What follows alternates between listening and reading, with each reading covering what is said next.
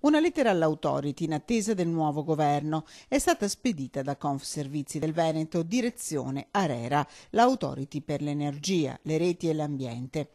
Serve in tempi brevi un chiarimento definitivo, una norma che renda omogeneo il settore e definisca al più presto anche la raccolta dei rifiuti, un servizio per cui i cittadini corrispondono una tariffa, pagando quindi regolarmente l'IVA, non una tassa che di fatto raddoppierebbe. Noi riteniamo che il cittadino non debba pagare una doppia tassazione, ma semplicemente il servizio che riceve.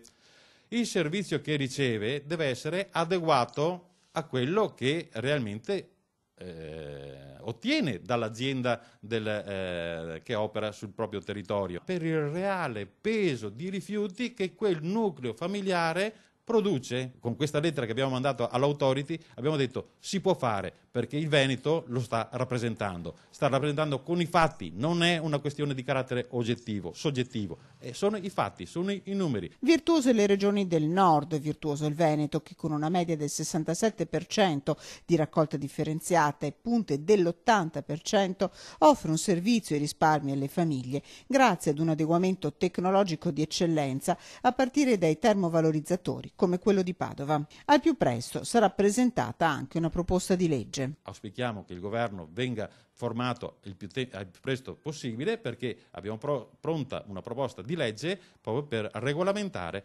il servizio dei rifiuti.